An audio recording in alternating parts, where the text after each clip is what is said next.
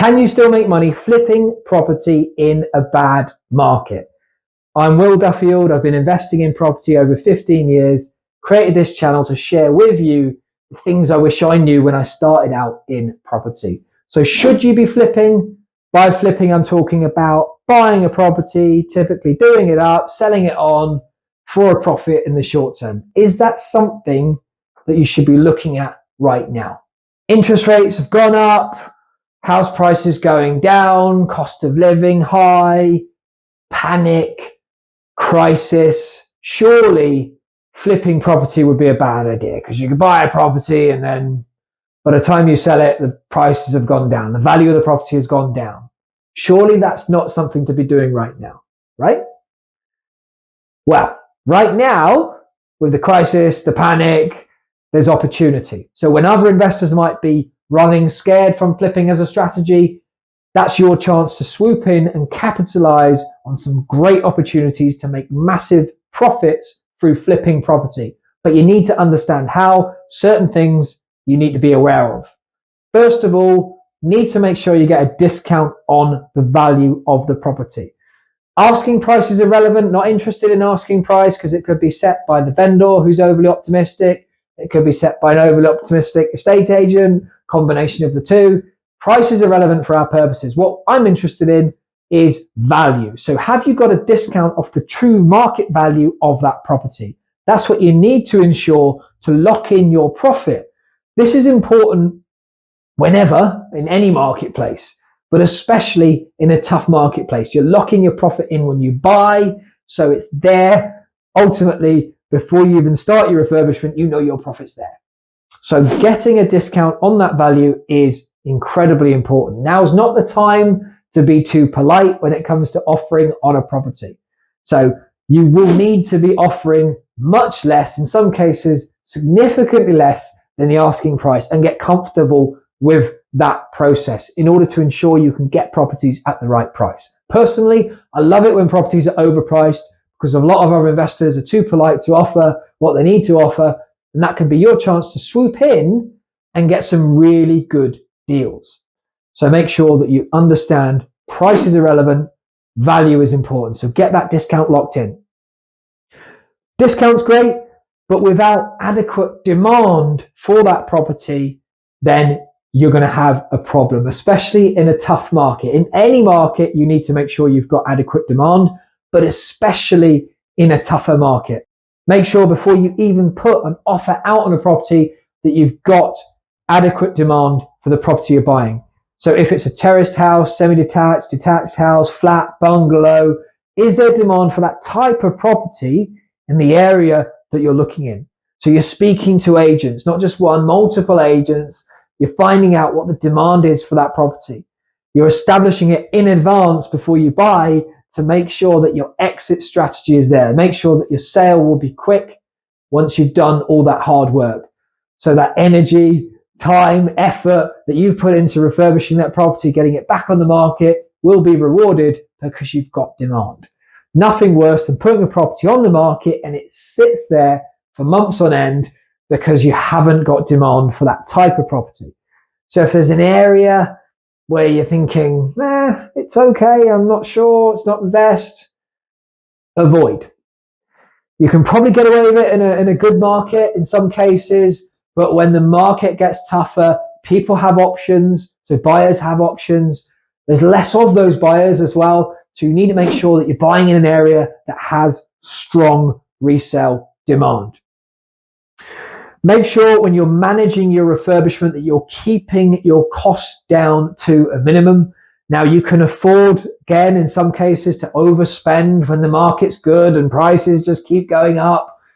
But when the market's tough or the prices are going down, then it's crucial that you're not overspending on your refurbishment. Spend in the right places. So make sure you've got a beautiful kitchen, beautiful bathroom. You're not compromising, because these areas of the property tend to sell the property. So make sure you have got great kitchens, great bathrooms, but you're not overspending in the wrong areas. So do you really need that solid oak wood for the flooring that's been imported from Sweden at 4 times the cost as any other flooring you could get? Probably not. right? Yes, it might look nice, but you're flipping this property. You don't necessarily need to be spending money on stuff like that when you can get a comparable flooring that looks just as good for a quarter of the price in some cases. So make sure that you're shopping around, you're not overspending in the wrong areas, because that will affect your profit margins. Duration of refurbishment. Now, the time it's going to take you to do your refurb is crucial. In a tough market especially, you want to be getting in and out of a deal fairly quickly. So doing a refurbishment in around 6 weeks or less to minimize any impact of a downturn in the marketplace. So house prices will typically fall more in a 12-month period than they will over a period of weeks, right? So making sure that you're not doing projects that will take absolutely ages, because that could really see, for the time you've bought and the time you sell, more of a downturn, which will affect your values and of course could have a serious impact on your profits. But in 6 weeks from buying and selling, because that's all it takes to do a refurb, the impact is minimal. Yes, there might be some, the market could still go the wrong way, but you're buying at a big enough discount to allow for that. But ideally you want projects where you'll be in and out round about 6 months from the period of buying the property, keys in your hand, selling the property, cash in the bank. So that allows for a typical 6-week refurb, finding a buyer and allowing that buyer to actually complete on the purchase. So that's a typical time frame, in and out in 6 months. If you can do that, then if you invest the same pot of money, you can do 2 deals a year with that same pot of money, and that increases your return investment. So if I said to you, do you want to do a deal that makes 100 grand profit? Many people might say, yes, please, that'd be great. But if it costs £1 million to do, and you only make 100,000 profit and it takes a year to do, that's only a 10% return. That's not great. You ideally want to be looking at 20% return investment or higher when it comes to flipping property. So think carefully about the duration of the refurbishment and also the opportunity cost. So how much money is being tied up and how hard is that money working for you?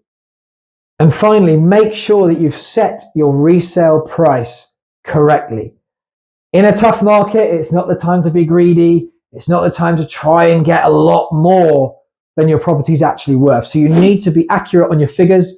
So before you bought the property, you've made several calls to agents, you've looked at sold price data, you've familiarized yourself with what resale values are. And if they have dropped, that you are realistic on the current resale price that you should be advertising your property for. So if they've gone down a bit, okay. Don't ask for too much for your property. The worst thing you can do is go, well, I want more, and you take an extra few months to try and sell the property.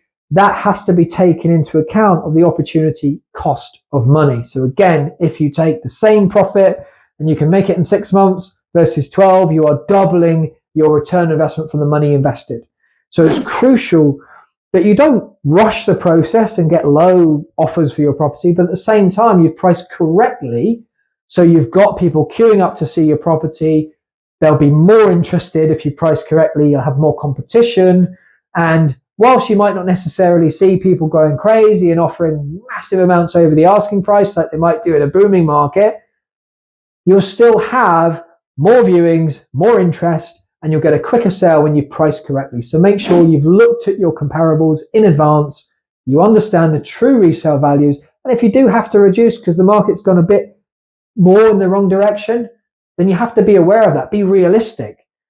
But if you've bought at an adequate discount, you'll be able to reduce your resale price without eradicating all your profit.